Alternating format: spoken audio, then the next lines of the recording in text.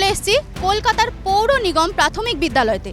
এখানে আমরা জানতে এসেছিলাম যে আমরা সবাই জানি যে সরকার আমাদেরকে প্রত্যেকটি সরকারি স্কুলগুলোতে ইসকনের যে খাবারের মেনু সেগুলো অ্যাড করা হয়েছে। তো সেগুলোর কাজ কেমন চলছে, বাচ্চারা কেমন কি খাবার খাচ্ছে, বাচ্চাদের কেমন লাগছে সেই খাবার খেয়ে, এবং শিক্ষক শিক্ষিকাদেরও কী মতামত এই বিষয়। তো সেই কারণেই আমরা এখানে চলে এসেছিলাম, এবং আমরা এখানে আসার পর আমরা যেটা দেখতে পাচ্ছি সেখানে আমাদের এখানে স্কুলের যেই এনভায়রনমেন্টটা সেটি কিন্তু খুব একটা ঠিকঠাক নয়। আমরা ক্যামেরাম্যানকে দেখানোর জন্য অনুরোধ করব যে স্কুলের ভেতরে ঢোকার যেই রাস্তাটা সেই রাস্তাটাও কিন্তু খুব একটা ভালো নয়। জল জমে আছে, প্লাস্টিক পড়ে আছে, বিভিন্ন রকমের নোংরা পড়ে আছে। তো সেখানে দাঁড়িয়ে বাচ্চারা কি করে পড়তে আসবে, এই সকল বিষয়গুলো যখন আমরা ভেতরে ঢুকে জানতে চাই আমাদের এই স্কুলের এই বিদ্যালয়ে প্রিন্সিপাল ম্যামকে, তখন তিনি কিন্তু কথা বলতে নারাজ হন। না, আমার যা বলার বলা হয়ে গেছে। এটা হচ্ছে ঢোকার গেট, স্কুলে ঢোকার গেট। এখানে দেখুন আপনারা দেখতে পাবেন প্লাস্টিক পড়ে আছে, নোংরা জল।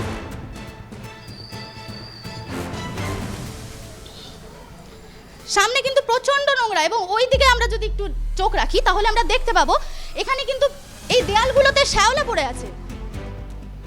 ওখানে আমাদেরকে টিচার বলেছেন যে 15 দিন অন্তর অন্তর নাকি কর্পোরেশন থেকে লোক আসেন এবং পরিষ্কার হয়। তো 15 দিন অন্তর অন্তর যদি লোক আসে তাহলে এই অবস্থা কি করে বিদ্যালয়? এই স্কুলটা চলাকালীন আমরা যে আমাদের যে হেল্পার এবং ওনার হেল্পার মাঝে মাঝে এই স্কুলটাকে শুধু বিল্ডিংটাকে শুধু ওয়াশ করে, মানে আমাদের রোজ যদি সকাল থেকে ধোয়া তাহলে আবার জল জলে বাচ্চাদের অসুবিধা। ঝাড় পোছা ঝাড়া হয়, কিন্তু এই যে আপনাদের যে জল দিয়ে ওয়াশ করে সেটা কিন্তু সেটা না এই যে বর্ষাকালের কথা বলছি, এমনি সময় উনিও ওয়াশ করেন, মানে সে দিয়ে ওয়াশ করে দেন বা আমরা ওয়াশ করে দিই। আমার ডিপার্টমেন্ট, আমার কাউন্সিলর যাদের জানানোর কথা তাদের জানানো হয়, এবং তারা মোটামুটি, আর সবচেয়ে বড় কথা সকালে যখন সুইপার আসে তখন স্কুলটা বন্ধ থাকে, সেই জন্য হয়তো ওরা ডেলি ওয়াইজ সেটা পরিষ্কার করতে পারে না, কিন্তু যেদিন ওরা স্কুল খোলা পায় সেদিনকে এসে পরিষ্কার করে দিয়ে যায়। না, একদমই দেয় না। আমি কাউন্সিলর বলিনি, কাউন্সিলরের অফিস থেকে যে সমস্ত জমাদাররা আসে আমি তাদের কথা বলেছি। না, আমি রিটেন দিইনি। না, সেটা আমি আপনাকে বলতে কি বাধ্য?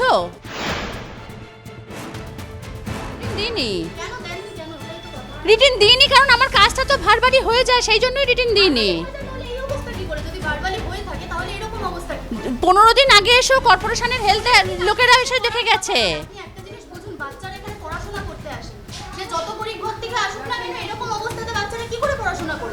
যেখানে হাইজিন মেইনটেইন থাকে না ঠিকমতো, 15 দিন বাদে কোন লোক আসে পরিষ্কার করার জন্য, সেখানে আপনি কি করে বলছেন কথাটা যে আমরা কর্পোরেশনে শুধু বারবারই বলেছি? তাহলে আপনারা রিটেন দেননি কেন? রিটেন দেওয়ার তো দরকার হয়নি, সেই জন্যই দিইনি।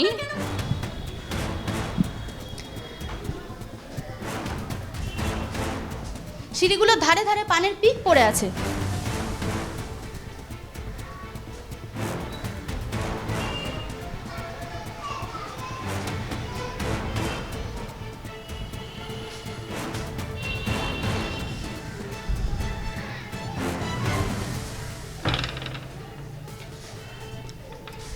এদিকে আপনারা দেখুন, দরজা বন্ধ ছিল, বেঞ্চের অবস্থা আপনারা দেখতেই পাচ্ছেন, গোনা 4 থেকে 5টা বেঞ্চ, লাইটের ব্যবস্থা নেই ঠিকমতো, পরিকাঠামোর অবস্থা খুবই খারাপ। তো এরকম জায়গাতে দাঁড়িয়ে কি করে এই স্কুলটা এখনো চলছে? বলবে না তো, সত্যি কথা কেউ বলে নাকি যে আমি খাবারটা নিতে এসেছি, খাবারটা দিয়ে চলে যাবো ডিউটি শেষ? এদের মেন মোটিভ হচ্ছে মানে খাবারটা শুধু মানে নিয়ে বাড়ি চলে। স্কুলের ডিউটি ওইটাই শেষ। এই বিদ্যালয়টি আমরা আজকে ঘুরে দেখলাম, এখানকার প্রধান শিক্ষিকার সাথে আমরা আজকে কথা বলে যা জানতে পারলাম সেটা হলো উনি আমাদেরকে কোনো রকম কাউন্সিলরের কাছে কোনো রকম পাকাপাকি নথি সরকারের দেখাতে পারছেন না। আমাদের কাছে কোনো রকমের নথি আসেনি এই বিদ্যালয়ের এই পরিস্থিতির জন্য যে উনি কোনো কমপ্লেন জানিয়েছেন নাকি। ক্যামেরায় দীপকের সাথে আমি সৌরিকা।